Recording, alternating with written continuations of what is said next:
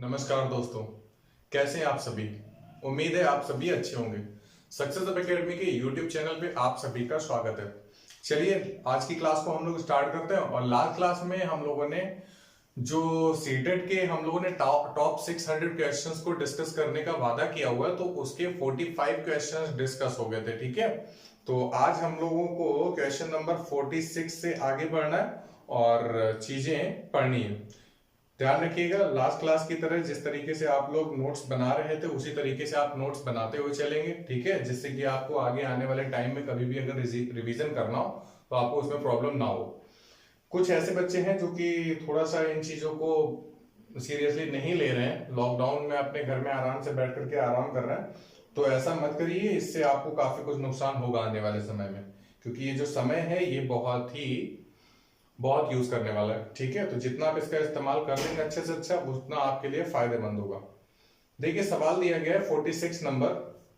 46 में आपसे कुछ इस तरीके से बोला गया है कि 3 ब्रांड ए बी सी के पेन क्रमशः 10, 12 और 24 हैं। ए के हैं 10 पेन, बी के हैं 12 पेन और सी के हैं 24 पेन। ठीक है, इनके पैकेटों में उपलब्ध है। यदि एक दुकानदार को तीनों प्रकार के पेन समान संख्या में खरीदने हैं, मतलब ये है कि अगर इसने एक्स खरीदे तो इसने भी एक्स खरीदूंगा और ये वाला भी क्या एक्स खरीदूंगा। तो पैकेट जो ए था उसमें 10 पेन थे, लेकिन उसको टोटल कितने पेन एक्स खरीदने, मतलब टोटल जो पेन होंगे वो ए बी सी प्रकार के जो तीनों प्रकार के पेन है वो बराबर होने चाहिए। तो आपसे पूछा है कि तो उसके द्वारा खरीदे जाने वाले पैकेटों की न्यूनतम संख्या क्या होगी। तो आपसे पूछा है कि नंबर ऑफ पैकेट क्या हो सकते हैं, और आपसे बोला है भाई न्यूनतम होने चाहिए, क्या मिनिमम नंबर ऑफ पैकेट होने चाहिए। तो मिनिमम के लिए जब आप न्यूनतम के लिए बात करते हैं तो वहां पे हमें सिर्फ और सिर्फ एक ही चीज पे बात करनी होती है, एलसीएम पे। तो आप कोई एक ऐसी संख्या बताइए जो 10 से भी, 12 से भी और 24 से भी कट जाए। तो हम जानते हैं कि 120 एक ऐसी संख्या है सबसे छोटी, जो कि 10 से भी कट जाती है, 12 से भी कट जाती है, 24 से भी कट जाती है। ठीक है, उससे पहले 60 मिल सकती थी, लेकिन 60 जो है वो 24 से नहीं कटती। तो देखो भाई, जब हम 10 वाले पैकेट देखेंगे तो फिर आप कितने बार भाग कराओगे, 12 बार, क्योंकि अगर टोटल पेन हम 120 खरीद के ला रहे हैं कौन से, ए प्रकार के, तो पक्का है 10-10 के कितने बंडल बनेंगे, 12 पैकेट बनेंगे। अच्छा सपोज कर लिए कि बी वाले भी हमने कितने खरीदे, 120 खरीदे, तो 12 से जब भाग कराओगे तो कितने पैकेट, मतलब ये नंबर ऑफ पैकेट आ रहा है, ये क्या रहा है, ये नंबर ऑफ पैकेट आ रहा है। और अगर हम 24 वाले खरीदेंगे तो 24 वाले हमें कितने खरीदने होंगे, 5। कितने खरीदने होंगे, 5। तो कहने का मतलब ये है कि number of minimum packet will be 12 for A, 10 for B and 5 for C. तो देखो यहाँ पे जो लास्ट ऑप्शन दिख रहा है वही आपका सही आंसर है। बात समझ में आ गई ना।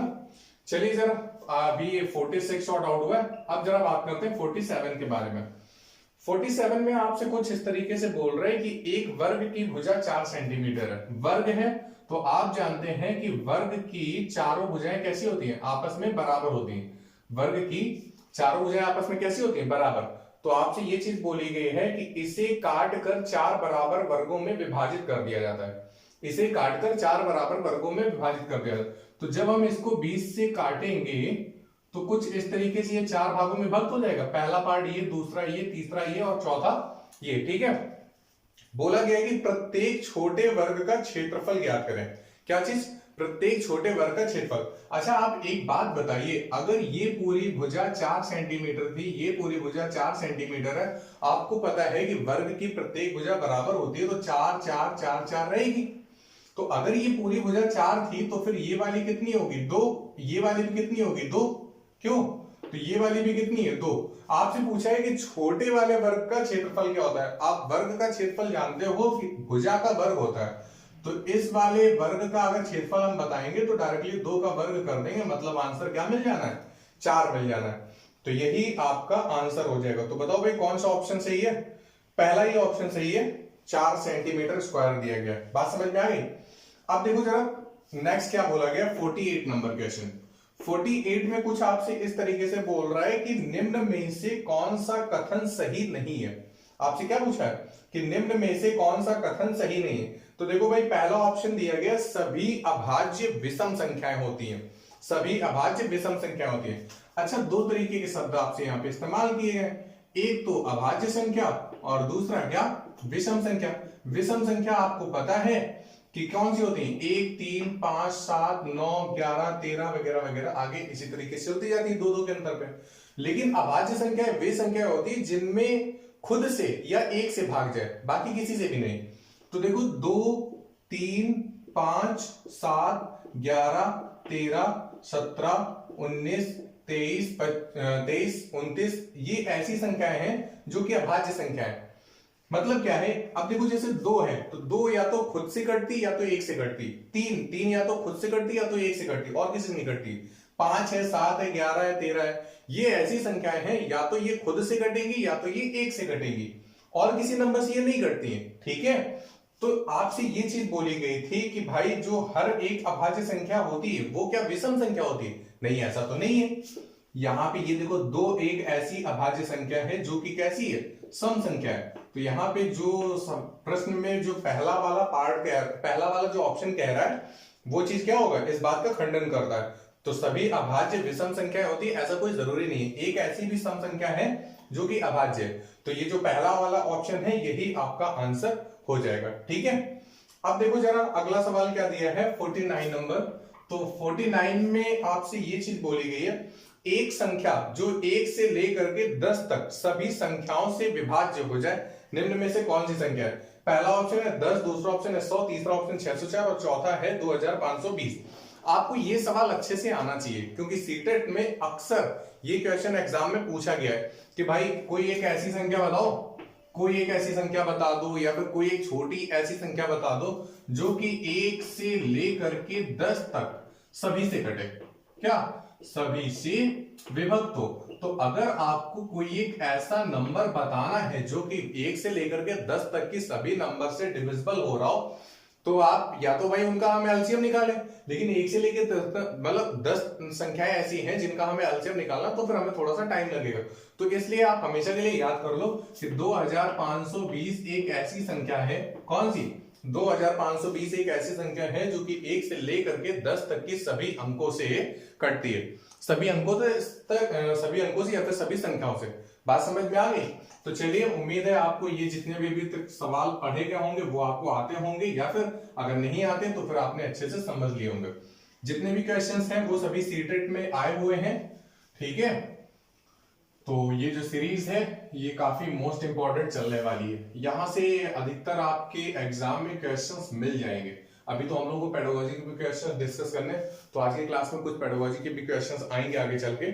ठीक है, तो उन पे हम लोग चर्चाएं करेंगे। अब देखो भाई अगला सवाल क्या दिया है, 50 नंबर। 50 में ये बोला गया है कि आयशा के पास 5 रुपए और 10 रुपए के सिक्के हैं, कि जो कॉइन है वो 5 रुपए के सिक्के हैं और 10 रुपए के सिक्के हैं। आगे बोला गया तो यदि उसके पास सिक्कों की कुल संख्या 25, मतलब टोटल नंबर ऑफ कॉइन्स जो है, टोटल नंबर ऑफ कॉइन्स जो है वो कितने हैं, 25। और आगे आपसे ये चीज भी बोली गई जो उसके पास टोटल मनी है वो कितनी है, 160 रुपए।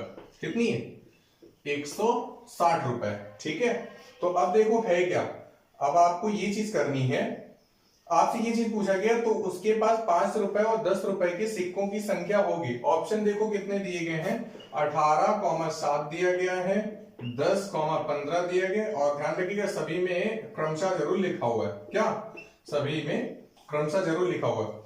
तो हमें क्या करना है, आप इस सवाल को ज्यादा दिमाग के साथ में नहीं, सीधे सीधे ऑप्शन से हम लोग सॉर्ट आउट कर लें। ऑप्शन से कैसे कर सकते हैं, देखो भाई हमने मान लिया कि अगर 5 रुपए के सिक्के कितने होते हैं, 18, तो पक्का है 10 रुपए के कितने सिक्के होते हैं, 7, क्योंकि 18 और 7 टोटल कितने, 25 सिक्के। 15 और 10 टोटल कितने सिक्के, 25।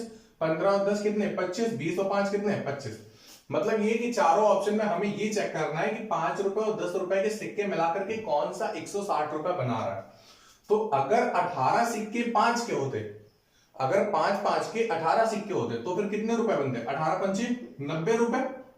और अगर 10 के 7 सिक्के होते तो फिर कितने रुपए बनते, 70 रुपए।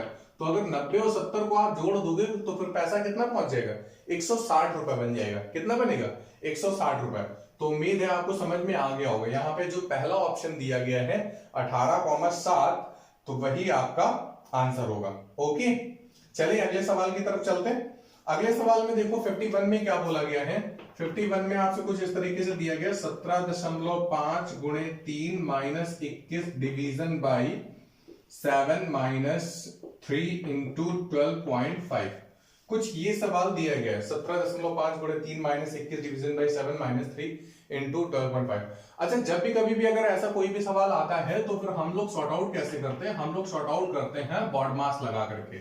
बी का मतलब ब्रैकेट होता है, ओ का मतलब ऑफ होता है, डी का मतलब डिवीजन होता है, एम का मतलब मल्टीप्लिकेशन, ए का मतलब एडिशन और एस का मतलब सब्ट्रैक्शन। बी का मतलब ब्रैकेट, जो चार ब्रैकेट आप लोग यूज करते हो, रेखा ब्रैकेट मींस छोटा और मझला और बड़ा, ठीक है, इंग्लिश में करली स्क्वायर वगैरह बोलते हैं। तो सबसे पहले तो ब्रैकेट आता है, तो ब्रैकेट यहाँ पे है नहीं तो ब्रैकेट को हमें सॉर्ट आउट ही नहीं करना।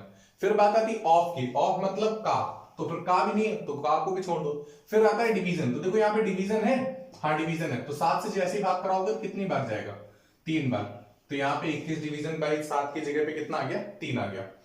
चलो आगे बढ़े, फिर डिवीजन भी खत्म हो गया, उसके बाद फिर मल्टीप्लिकेशन आता है, तो मल्टीप्लिकेशन यहाँ पे है और यहाँ पे, तो चले करा ले। चलो भाई कराओ।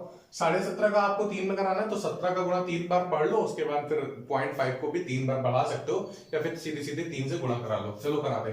3 पचे 15 के 5 हासिल 1, 7 या 21 और 1 22 पे 2 हासिल 2 और 3 एकम 3 2 5 और दशमलव एक अंक के बाद था, मतलब एक अंक के बाद दशमलव लग जाएगा।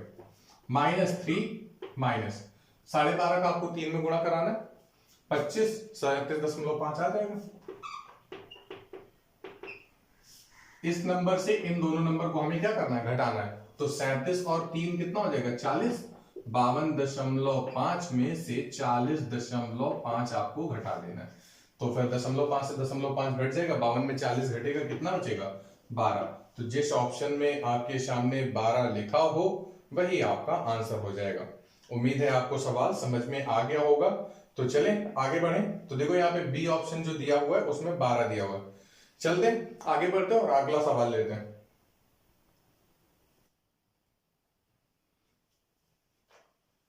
चलो भाई इसको हटा देते हैं, उसके बाद फिर आगे बढ़ जाते हैं। तो 51 क्वेश्चंस डिस्कस हो चुके हैं और अब बारी है 52 की। ओके चलो देखो भाई 52 में क्या बोला गया। 52 में कुछ इस तरीके से सवाल बोल रहा है कि एक बाग के वृक्षों में नीम के वृक्षों की संख्या 1/6 भाग है।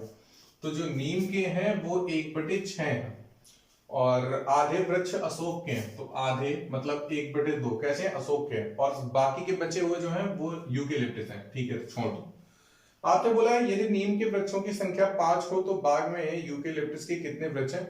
तो आपसे यूकेलिप्टस के वृक्ष पूछे, अगर आप कुछ लेट वगैरह करना चाहते हो लेट कर लो। एक बात ध्यान रखिए, एक्स वगैरह मान करके सवाल को हम लोग यहाँ पे नहीं करने वाले हैं, ठीक है, क्योंकि एक्स से तो एलर्जी है ना, तो फिर एक्स को तो मानेंगे नहीं। तो हम क्या करें, हम कोई एक ऐसी संख्या माने कि जो जिससे कि डायरेक्टली सवाल हो जाए। एक बात ध्यान रखिएगा, कुछ बच्चे आप में से ऐसे हैं जो कि हर एक क्वेश्चन में 100 मानने लगते हैं, ठीक है, तो हर एक सवाल में हम 100 नहीं मानते।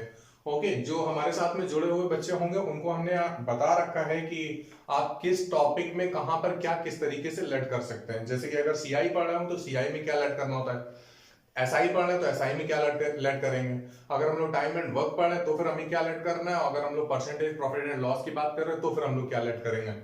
अभी आपको आगे टाइम एंड डिस्टेंस वगैरह पढ़ना है तो काफी कुछ अच्छी चीजें सीखने को मिलेंगे, और टाइम एंड डिस्टेंस तो इनिशियली मतलब स्टार्ट होने वाला है, ठीक है, बहुत ही जल्दी, तो शायद आजकल में क्लास स्टार्ट हो जाएगी उसके लिए। तो चलिए जरा देखिए हम लोग क्या यहाँ पे मान रहे हैं। एक बात ध्यान रखिए, जब भी कभी भी भाई फ्रैक्शन के बेसिस पे बात होगी, जब भी कभी भी भिन्न पर बात हो, तो जो भिन्नों के हर होते हैं उन्हीं का गुणा करा करके आप डायरेक्टली संख्या मान लो। तो हमने मान लिया कि 6 दूनी 12, हमने मान लिया कि जो टोटल नंबर ऑफ ट्रीज हैं वो कितने होंगे, 12 होंगे। आपसे क्या बोला है, जो नीम के पेड़ हैं वो कुल पेड़ों का 1/6 है, तो अगर 12 का 1/6 निकालो मतलब क्या 2, तो 2 जो होंगे वो कितने किसके हो जाएंगे, नीम के हो जाएंगे। फिर आगे क्या बोला गया है, शेष बोला है या फिर पूरे का बोला है। फिर आगे आपसे ये चीज बोली गई है कि 1/6 भाग नीम के वृक्ष हैं और आधे वृक्ष अशोक के हैं, तो 12 में से आधे मतलब क्या 6, तो 6 जो है वो किसके वृक्ष हैं, अशोक के हैं। और फिर आगे आपसे ये चीज बोला है और शेष यूकेलिप्टस के हैं, बाकी के बचे हुए कैसे हैं, यूकेलिप्टस के हैं। तो 6 और 2 8, तो बाकी के बचे हुए कितने हैं, 4 वृक्ष। तो जो 4 हैं वो कैसे होंगे, यूकेलिप्टस के होंगे। तो भाई और आपसे क्वेश्चन में ये चीज बोली है कि 5 है, यूकेलिप्टस के कितने हैं वृक्ष, 5। हमारे हिसाब से 4 वृक्ष निकल के आ रहे हैं, लेकिन यूकेलिप्टस के वृक्ष कितने दिए हुए हैं, 5 दिए हैं। तो आपसे पूछा है तो बाग में एक सेकंड रुकिएगा, आपसे बोला यदि नीम के वृक्षों की संख्या 5 हो, तो नीम के हमारे हिसाब से 2 है, नीम के हमारे हिसाब से कितने हैं, 2 है। तो क्वेश्चन के हिसाब से कितने हैं, 5 है। तो नीम के वृक्ष हमारे हिसाब से 2, क्वेश्चन के हिसाब से 5। तो आपसे पूछा यूकेलिप्टस के कितने वृक्ष हैं, तो 2 बराबर 5 के, तो 4 बराबर 10 के। तो कहने का मतलब है कि यूकेलिप्टस के जो वृक्ष होंगे वो कितने होंगे, 10 वृक्ष होंगे, मतलब दूसरा ऑप्शन सही है। बात समझ में आ गई। वहां पे हमने थोड़ा सा सवाल को गलत पढ़ गया था, ठीक है, और उसके अंदर तुरंत सही भी कर दिया गया। तो चले अगला सवाल लें और समझते हैं। तो 52 सवाल हो चुके हैं, 53 नंबर सवाल को देखो और उसको सॉर्ट आउट करते हैं। 53 में आपसे कुछ इस तरीके से बोला है, एक रेलगाड़ी दिल्ली से 29 अगस्त को 2019 को, कब 29 अगस्त को निकलती है, कब निकलती है, शाम के 4:30 बजे, क्योंकि 16:30 का मतलब है क्या कि शाम का 4:30, 16:30 का मतलब क्या होता है, शाम के 4:30 बजे। 29 अगस्त 2019 को निकलती है और अपने गंतव्य पर 31 अगस्त को कब पहुंचती है जाके, 31 अगस्त को पहुंचती, कितने बजे, 8:45। 8:45 का मतलब यह है कि सुबह के, ठीक है। अगर 12 बजे से ऊपर बज जाता है, कितना, अगर 12 बजे से ऊपर बज जाता है, तो 12 बजे से ऊपर बजने का मतलब ये है कि 13, 14, 15, 16 बजेगा, मतलब शाम का टाइम हो गया। और अगर 12 से नीचे है तो कहने का मतलब सुबह का टाइम है। तो देखो भाई, हम 29 अगस्त को शाम को 4:30 बजे निकले थे और 31 अगस्त को सुबह 8:45 बजे पहुंच रहे थे। ध्यान रखिएगा, सीटेट में इस तरीके के सवाल काफी आते हैं, ठीक है। तो हर एक एग्जाम में जब भी आप देने जाएंगे तो फिर ये जरूर मिलना है। तो 2019 में ये सिमिलर क्वेश्चन आया हुआ है, तो शायद 8 अगस्त को एग्जाम हुआ था, आई डोंट रिमेम्बर एग्जाम कब हुआ था, ठीक है, डेट नहीं पता। तो 2019 में एग्जाम हुआ था, तो 16:30 मतलब 4:30 का टाइम दिया हो, वहां पे 8:45 का टाइम पूछ रहे हैं। काफी बच्चों को इसमें शायद प्रॉब्लम हो जाती है, लेकिन आप परेशान मत हो, अगर एक एक दिन का जरा काउंट करना शुरू करो। हम 29 अगस्त की बात कर रहे हैं, तो जब तक कि 29 अगस्त खत्म नहीं हो रहा है आप तब तक का टाइम देखो। अच्छा 4:30 बजे हुए थे, कितने, 4:30 बजे हुए थे, तो 4:30 का मतलब आप 30 मिनट अगर और जोड़ ले तो फिर 5 बज गया, कितना, 5 बज गया। 5 बजे से 12 बजे तक के बीच का टाइम कितना है, 7 घंटे का है। तो 7 घंटे और ये 30 मिनट, मतलब टोटल कितने, 7.5 घंटे, टोटल कितने, 7.5 घंटे। अब जब 30 अगस्त को चलेंगे तो 30 अगस्त को तो हमें सारा दिन चलना है ना, पूरे दिन चलना है, पूरी रात चलनी, मतलब यहाँ पे तो भाई टोटल 24 घंटे हमें चलने पड़ेंगे। हाँ, अब बात आती है 31 अगस्त की। तो 31 अगस्त में, जब 31 अगस्त कब से लगेगी, रात में 12 बजे से, तो रात में 12 बजे से लेकर के सुबह 8:45 तक टोटल कितना टाइम होगा, 8 घंटे 45 मिनट का टाइम होगा। सभी को भाई उठा के जोड़ लो, तो देखो भाई 5 और 4 3 7, मतलब ये 75 मिनट। अब ध्यान सुनिएगा, 75 मिनट को हम लोग 75 मिनट नहीं बोलते हैं, 75 मिनट को हम लोग बोलते हैं 1 घंटे 15 मिनट, क्योंकि 75, आप जानते हो कि 1 घंटे में कितने मिनट होते हैं, 60 मिनट होते हैं। तो आप एक काम करो, 60 मिनट हटा दें यहां से, तो अगर 60 मिनट हटा दें तो कितने बचेंगे, 15 मिनट बचेंगे। और जो 1 घंटा ये 60 मिनट का मिला है, आप उसको इधर जोड़ दें, तो 7 और 1 8, 8 4 12, और 12 और 8 20 का 0, हासिल कितना, 2, 2 और 2 4 बनेगा। मतलब ये कि 40 घंटे 15 मिनट का एक्चुअल टाइम आपको लग रहा है। कितना टाइम लग रहा है, 40 घंटे 15 मिनट का टाइम लग रखा है। तो आपके सामने ऑप्शन कौन सा दिया, देखो डी ऑप्शन दिया, 40 घंटे 15 मिनट। तो 40 घंटे 15 मिनट जो हो जाएगा वही आपका आंसर होगा। बात समझ में आ गई। तो चलो भाई 53 को हटाते हैं और 54 को लाते हैं। ये सवाल जो है वो काफी मोस्ट इंपॉर्टेंट है, अक्सर एग्जाम में, सीटेट में तो डेफिनेटली पूछे ही जाते हैं। हाँ, और यूपी टेट में थोड़ा सा हल्का फुल्का रहता है, ठीक है। देखो भाई आगे कौन सा सवाल था, शायद 53 हो गए थे ना, जो भी हो आगे आप नंबर को डालते रहिएगा क्वेश्चंस में। आपसे बोला गया एक 180 सेंटीमीटर लंबी तार हो, तो कोई एक 180 सेंटीमीटर लंबा तार था, बोला गया है कि इसे एक आयत का रूप दिया गया, तो ये जो 180 सेंटीमीटर का लंबा तार था इसे हमें एक आयत के रूप में बनाना है। किस रूप में? एक आयत के रूप में बनाना है। बोला गया यदि आयत की चौड़ाई 30 सेंटीमीटर हो, आयत की चौड़ाई कितनी है? 30 सेंटीमीटर। अगर आयत की ये चौड़ाई 30 सेंटीमीटर है तो फिर ये भी कितनी होगी भाई? 30 सेंटीमीटर ही होगी। तो 30 और 30 टोटल कितनी हो गई? 60 हो गई। 30 और 30 टोटल कितनी हो गई? 60। अच्छा, पूरी लंबाई कितनी थी? 180 सेंटीमीटर थी। अब 180 सेंटीमीटर में से 60 सेंटीमीटर जब सिर्फ चौड़ाई ने ले लिया तो बाकी का जो 120 सेंटीमीटर होगा वो किसने लिया होगा? लंबाई ने। तो आधी लंबाई इधर होगी, आधी लंबाई इधर होगी, तो 60 सेंटीमीटर इधर और 60 सेंटीमीटर इधर, बस बात खत्म हो गई है। आपसे पूछा था इसकी लंबाई क्या है, तो बी ऑप्शन देखो लिखा हुआ है 60 सेंटीमीटर, यही आपका आंसर हो जाएगा। क्लियर है ना? अब देखो जरा अगला सवाल क्या दिया है, पेडागोजी से है, काफी अच्छा सवाल है। देखो क्या दिया, आपसे बोला गया कक्षा 11 के छात्रों को 44 लिखने के लिए कहा गया। क्या चीज? कक्षा 11 के छात्रों को 44 लिखने के लिए कहा गया। तो कुछ ने क्या किया? 404 लिखा है। कुछ ने क्या किया? 404 लिख दिया है। तो अध्यापक के रूप में आप इसको कैसे संबोधित करेंगे? तो देखो भाई, तुम क्या हो? अध्यापक हो और आप उसकी गलती को क्या सुधारने जा रहे हैं, किस तरीके से क्या करना है। तो ये जो एनालिसिस होते हैं ये आप सभी को अच्छे से आनी चाहिए। तो देखो क्या बोला गया, पहले ऑप्शन में बोला गया उनकी कॉपियों में सही उत्तर लिखेंगे। नहीं, जब तक कि बच्चे को उसकी गलती का एहसास ना हो और उसको समझाया ना जाए तब तक की तो भाई बात नहीं बनने वाली है ना। तो डायरेक्टली आप उसकी कॉपी में सही तो आंसर नहीं लिख दोगे। क्यों? आखिरकार काफी कुछ स्कूल ऐसा करते हैं। क्यों? कि भाई बच्चों ने जो भी सवाल लगाए और उनमें से अगर कोई भी गलत भी है तो उसके बावजूद वो होमवर्क के लिए जब भी मतलब काम देते हैं तो जब आती है तो उसमें बस राउंड कर देंगे वगैरह वगैरह। तो ये सारी चीजें सही नहीं है, मतलब बच्चों के साथ में डिस्कस भी करना चाहिए। सेकंड ऑप्शन दिया है उन्हें मूर्त पदार्थ से विनिमय नियम समझाएंगे। हाँ, ये कुछ सही लग रहा है। क्या? उन्हें मूर्त पदार्थ से जो भी आपके पास एक्चुअल में हो सारी चीजें, तो उनमें से आप उनको विनिमय नियम समझाएंगे। हाँ, ये सही लग रहा है। थर्ड ऑप्शन में बोला गया है उनको उस समूह में रखेंगे जिसने सही लिखा है। नहीं, इससे किसी और पे शायद इफेक्ट गलत पड़ सकता है। ध्यान रखिएगा, अगर बाई चांस अगर कोई खराब बंदा है उसको हम सही के साथ में नहीं लेके जा सकते हैं, क्योंकि उसके ऊपर भी कहीं ना कहीं इफेक्ट लगता है कि उस कहीं वो ना बिगड़ जाए। ऐसा होता है, ध्यान रखिएगा। हम क्लास के बेसिस पे नहीं बोल रहे, हम कहीं बाहर के बेसिस पे बोल रहे, ठीक है? कि मतलब अगर सही गलत संगति वाले को सही संगति के साथ में ना रखा जाए, ठीक है? ऐसी बात अलग की हो रही है, यहाँ पे क्लास की नहीं हो रही है, तो यहाँ पे दूसरे केस में मत ले लेना। और जो फोर्थ ऑप्शन दिया गया उसमें दिया गया उन्हें सही उत्तर प्राप्त करने के लिए कहेंगे। तो ऐसे तो है नहीं कि भाई हम उससे बोल दें कि सही आंसर प्राप्त करो और वो कर लेगा, नहीं, कुछ ना कुछ तो हेल्प करेंगे ना। तो उसको जब हम 44 को लिखने के लिए बोलेंगे और अगर वो गलत लिखता है तो हम उसे विनिमय रूप समझाएंगे कि विनिमय नियम होता क्या है। ओके ना? तो यहाँ पे जो सेकंड ऑप्शन है वो सही लग रहा है। अब देखो जरा आगे दिया गया है नेक्स्ट क्वेश्चन में कि एनसीएफ 2005 के अनुसार निम्नलिखित में से कौन से विषय प्राथमिक विद्यालय में गणित पाठ्यक्रम का भाग नहीं है।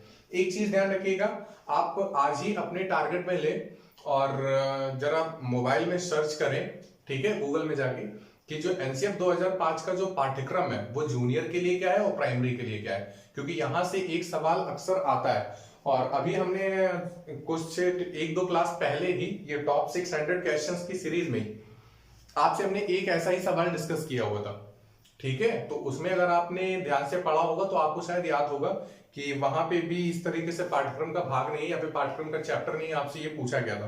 तो आपको ये पता होने चाहिए कि कौन कौन से चैप्टर आपको प्राइमरी में या फिर जूनियर में पढ़ाने होंगे। देखो भाई, ऑप्शन क्या है, टाइलिंग जो है वो तो है, सममिति भी है, मतलब आप सिमिलरिटी वगैरह पढ़ाते हैं ना, दो फिगर्स, दो ट्राइंगल्स वगैरह दिए गए होंगे, आप बोलते थे कि उसमें कौन सा मतलब एक जैसा दिख रहा है कौन सा नहीं दिख रहा है, ठीक है? और प्रतिरूप भी है और अनुपात नहीं है। अनुपात जो है वो जूनियर केसेस पे मिलता है, ठीक है? तो अनुपात आपको प्राथमिक विद्यालय में नहीं मिलेगा। अगला सवाल देखो क्या दिया है, बोला गया सूत्र का प्रयोग किए बिना अध्यापक निम्नलिखित में से किन साधनों या फिर शिक्षण अधिगम सामग्री का प्रयोग यह दर्शाने के लिए कर सकता है कि विभिन्न आयामों वाले दो आयतों का क्षेत्रफल समान हो सकता है। हाँ, ये चीज हो सकती है क्या? जैसे कि सपोज कर लो कभी आपने लंबाई को बढ़ा दिया, चौड़ाई को कम कर रखा, तब आयत का क्षेत्रफल कुछ और था। जब आपने लंबाई को कम कर दिया तो चौड़ाई आप बढ़ा दो, तो क्षेत्रफल क्या रहेगा, मतलब उसी वही रहना चाहिए। तो अगर आपको ये चीज समझानी है तो फिर आप किस तरीके से समझा सकते हैं, ध्यान रखिएगा, बिना फॉर्मूले का यूज किए हुए। तो पहला ऑप्शन दे रखा है पैमाना, दूसरा दे रखा है ग्राफ पेपर। तो देखिए एक चीज है भाई, पैमाने से आप आयत का क्षेत्रफल नहीं निकाल सकते। पैमाने का मतलब ये है, जैसे कि ये आयत बना हुआ है, तो पैमाना होता है किसी लंबाई को मेजर करने के लिए, ठीक है। और अगर हमें किसी भी आकृति का क्षेत्रफल निकालना है तो उसके लिए सूत्र होता है, ठीक है। तो आप क्या करेंगे, पैमाने से पहले उसकी लेंथ मेजर करेंगे, भाई ये 40 सेंटीमीटर है और ये 30 सेंटीमीटर है, तो अगर आपको इसका क्षेत्रफल निकालना है तो आप 40 का गुणा 30 में कराओगे, तब फिर कहीं 1200 आ रहा होगा, ठीक है। तो भाई पहला जो ऑप्शन है पैमाना, ये तो बिल्कुल नहीं हो सकता है। दूसरा है ग्राफ पेपर, हाँ ग्राफ पेपर होगा, जो ग्राफ पेपर होंगे वो आप इन पे रख सकते हैं।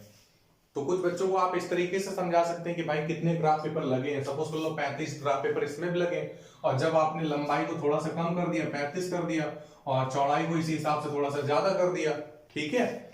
तो नंबर ऑफ जो ग्राफ पेपर होने चाहिए वो इक्वल हो, अगर इक्वल है तो फिर कहने का मतलब ये है कि ग्राफ पेपर से हम उसके एरिया को समझा सकते हैं कि हाँ देखो दोनों के एरिया समान है। थर्ड ऑप्शन जो दिया गया है वो धागा है। तो एक बात ध्यान रखिएगा, धागा वगैरह जो होते हैं या फिर जो लाठी होती है, क्योंकि डंडे का भी प्रयोग किया जा सकता है, किसी जो सिमिलर डिस्टेंस होगी हम उसको मेजर करने के लिए, मतलब जो कोई आपको डिस्टेंस वगैरह दी गई या फिर कोई आकृति दी गई है, तो अगर हमें उसका परिमाप वगैरह निकालना है तब तो हम धागे की सहायता से या फिर किसी डंडी की सहायता से, लाठी की सहायता से हम माप सकते हैं, लेकिन क्षेत्रफल नहीं नापा जा सकता है। तो चौथा ऑप्शन आपके सामने दिया है टाइल, हाँ टाइल का भी प्रयोग किया जा सकता है। तो जो सेकंड और फोर्थ ऑप्शन है वो आपके सही होंगे, ठीक है। तो देखो बी ऑप्शन जो दिया गया है वो आपका आंसर सही है। अगला सवाल देखो क्या दिया है, अगले सवाल में बोला गया निम्न में से गणित में उपलब्धि कम होने का कारण क्या हो सकता है। लिंग, पहला ऑप्शन क्या है लिंग, दूसरा है सामाजिक सांस्कृतिक पृष्ठभूमि, तीसरा ऑप्शन है गणित का स्वरूप, और चौथा है व्यक्ति की स्वाभाविक क्षमता।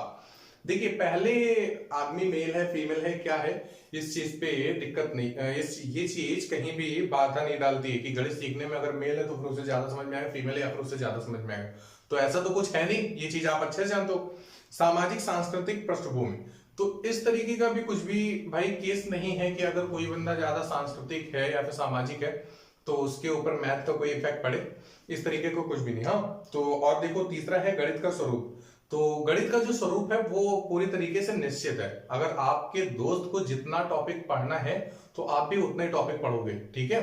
मतलब ये है कि जो भी सिलेबस है वो दोनों लोगों का सिमिलर ही होगा, अगर सीटेट के लिए तैयारी कर रहे हो तो फिर क्या है दोनों लोगों का सिलेबस क्या होगा, सिमिलर होगा, ठीक है। तो उसमें गणित का जो स्वरूप है वो एक तरह से निश्चित है, वो कभी भी परिवर्तित नहीं होता। तो जो चौथा ऑप्शन दिया है वो है व्यक्ति की स्वाभाविक क्षमता, व्यक्ति की स्वाभाविक क्षमता। तो गणित में उपलब्धि कम होने का कारण सिर्फ और सिर्फ एक ही हो सकता है कि व्यक्ति की स्वाभाविक क्षमता कम है या ज्यादा है, इस बात पे हमें गौर करना चाहिए, ठीक है। बात समझ में आ गई है ना। चलिए अगला लेते हैं। अगला सवाल ये बोल रहा है कि यह समझाने के लिए कि 1/4 1/3 से छोटा है, क्या करना है, सपोज कर लो आप किसी बच्चे को समझाने जा रहे हैं कि जो 1/4 है, क्या चीज 1/4 वो 1/3 से छोटा है, मतलब 1/3 बड़ा है, तो आप लोग कैसे निकालते हैं, आप लोग तो कुछ इस तरीके से निकालते हैं ना कि 3 का 1 में मल्टीप्लीकेशन करा देते हो 3, 4 का 1 में मल्टीप्लीकेशन करा देते हो 4। तो देखो भाई 4 बड़ा है 3 से, मतलब 3 क्या है छोटा है, 3 छोटा है मतलब 1/4 छोटा है 1/3 से। वैसे आप तो इस तरीके से निकाल लेते हैं, लेकिन जब आप कभी किसी बच्चे को, प्राइमरी में जो बच्चा छोटा सा पढ़ रहा है, अगर आप उसे समझाएंगे तो फिर कैसे समझाएंगे, वो ऐसे तो जानेगा नहीं, ठीक है। और जाने क्या, ये तो मतलब एक केस है हो गया रटाने के लिए, तो पहले तो हमें क्या करना होता है, पहले उसको समझाना पड़ता है। तो चाहे तो आप 2 सेब मंगवाना, एक को 1/4 भाग करना, एक को 1/3 भाग करना, और उसके बाद में समझाना कौन सा छोट, मतलब कौन सा ज्यादा है कौन सा कम है, ठीक है। इस तरीके से आप लोग कर सकते हो, हाँ। और सेब वगैरह लेके जाया करो स्कूल में जब पढ़ाने जाना, हाँ। तो देखो आप खाओ या ना खाओ, लेकिन हाँ बच्चे जरूर खाएंगे। देखो तो फिर अगले सवाल में ये ऑप्शन क्या है, ऑप्शन में बोला गया लघुत्तम समापवर्तक विधि का प्रयोग, नहीं, लघुत्तम समापवर्तक विधि तो वो उस टाइम पढ़े भी नहीं होंगे, ठीक है। अगर लघुत्तम समापवर्तक विधि होती तो फिर सवाल आपसे यहाँ पे ये पूछता ही नहीं। आगे बोला है कागज की पट्टियों का प्रयोग, हाँ कागज की पट्टियों का हम प्रयोग कर सकते हैं, मतलब ये है कि 4 कागज है उनको फाड़ करके समझाया जा सकता है। और सी नंबर है डाइनिंग ब्लॉक्स का प्रयोग। अभी हम आपसे बोले थे कागज की पट्टियों का प्रयोग, तो कागज की पट्टियों का प्रयोग का मतलब यही है कि उनको हम कट वगैरह कर लें, तो जब कट करके बनाएंगे तो फिर डाइनिस ब्लॉक्स बन जाएंगे। ठीक है, तो जो डाइनिस ब्लॉक्स है ये काफी कुछ उपयुक्त होगा। और चौथा है संख्या चार्ट का प्रयोग, तो संख्या चार्ट का प्रयोग अभी हम नहीं करेंगे। ठीक है, संख्या चार्ट प्रयोग से तो अच्छा है कि आप एलसीएम एचसीएफ से समझा दें। ठीक है, बच्चे को वो प्रोसेस समझ में आ जाएगा। लेकिन जो यहाँ पे बी और सी है वो दोनों ही सही है कि कागज की पट्टियों का भी हम प्रयोग कर सकते हैं और डाइनिस ब्लॉक्स का भी प्रयोग कर सकते हैं। लेकिन आपसे पूछा गया था कि निम्नलिखित में से कौन सी योजना सबसे अधिक उपयुक्त है, कौन सी योजना सबसे अधिक उपयुक्त है, तो कौन सी योजना होगी, सी ऑप्शन होगी कि हम डाइनिस ब्लॉक्स का प्रयोग कर सकते हैं। ठीक है ना, तो इतनी बात समझ में आ गई, क्लियर है। चलो भाई, और भी कुछ हमने सवाल ले रखे थे। देखिए अगले सवाल में आपके सामने ये दे रखा है कि आरोही क्रम में व्यवस्थित करना है। आरोही क्रम में व्यवस्थित करने पर निम्नलिखित में से कौन सी संख्या तृतीय स्थान पर होगी। और देखो भाई संख्याएं क्या है, 7.07, 7.70 और 7.707। सिमिलर क्वेश्चन 2019 के एग्जाम में रखा हुआ था कि नहीं रखा हुआ था। जिन लोगों ने एग्जाम दिया होगा उनकी यादें ताजा हो गई होंगी। और 4 ऑप्शन दिए गए, 7.70, 7.007, 7.07, 7.707। और आपसे ये चीज पूछा है निम्न में से कौन सी संख्या तृतीय स्थान पर होगी। क्या पूछा है, निम्न में से कौन सी संख्या तृतीय स्थान पे होगी, मतलब तीसरे स्थान पर। आरोही क्रम में क्या अवरोही क्रम में, किसमें था, आपसे बोला गया आरोही क्रम में व्यवस्थित करना है। आरोही क्रम का मतलब होता है कि छोटे से बड़ा, तो सबसे पहले हमें क्या करना होगा, छोटा नंबर लिखना होगा। तो देखो भाई यहाँ पे 7 है, यहाँ पे 7 है, यहाँ पे 7 है, यहाँ पे 7 है, यहाँ पे 0, तो सबसे छोटा तो यही होगा ना, तो ये आ जाएगा पहले नंबर पे। ये कहाँ आ जाएगा, पहले नंबर पे। अब दूसरे नंबर पे हमें डिस्कस करना है, ध्यान सुनिए। अब यहाँ पे भी 7 है, यहाँ पे भी 7 है, यहाँ पे भी 7 है, यहाँ पे भी 7 है, चारों नंबर बराबर लग रहे हैं। मतलब क्या है, जो हमें छोटे बड़े की पहचान करनी होगी वो दशमलव के बाद की संख्याओं से। तो दशमलव के बाद में देखो यहाँ पे 07 लिखा है, यहाँ पे 70 लिखा है, यहाँ पे 707 लिखा है, मतलब 70 और 7, ठीक है, यहाँ 707 है, तो ये बड़ा नंबर। और ये 007 लिखा है, तो ये 7 है, ठीक है। लेकिन ये देखो यहाँ पे 00, तो ये जो है ये दूसरे नंबर पे आ जाएगा। ये किस पे आ जाएगा, दूसरे नंबर पे। अब आपको तीसरे नंबर वाला ही देखना है, उसी को आंसर करना था। तो देखो यहाँ पे 7 है, यहाँ पे 70 है, यहाँ पे 707 है, तो 7 वाला ही तीसरे नंबर पे होगा। तो कहने का मतलब क्या हुआ, 7.07 ही आपका आरोही क्रम में आंसर हो जाएगा। बात समझ में आ गई है। तो ऑप्शन कौन सा दिया है, 7.07, सी ऑप्शन दिया है। कौन सा दिया है, सी ऑप्शन दिया है। क्लियर है। अगला सवाल एक और देख लो, ठीक है, उसके बाद फिर हम आपको छोड़ देते हैं, फिर जहां जाना हो घुमाना जाके। उम्मीद तो यही है कि आप घूमने नहीं जाएंगे, लॉकडाउन के टाइम पे घर पे रहेंगे, ठीक है। कुछ बोलने वाले हो, भैया मेरे यहाँ लॉकडाउन नहीं, मेरे यहाँ अनलॉक चल रहा है। चलो ठीक है, तुम्हारे यहाँ चल रहा है, बहुत अच्छी बात है, मेरे यहाँ भी अनलॉक चल रहा है, लेकिन घूमने की नहीं जाना है। देखो अगले सवाल में क्या बोला है, मैं एक दो अंकों की संख्याओं, क्या बोला गया, मैं एक दो अंकों की संख्याओं, ठीक है भाई। दहाई के स्थान पर अंक और इकाई के स्थान पर अंक क्रमिक अभाज्य संख्या है, मतलब जो इकाई का अंक और दहाई का अंक है वो कैसी है, लगातार अभाज्य संख्या है। तो अंकों का प्रयोग, अंकों का योग 3 और 4 का गुणज है, और जो अंकों का इन दोनों का योग है वो 3 और 4 का गुणज है, मतलब 3 से भी कट रहा है, 4 से भी कट रहा है।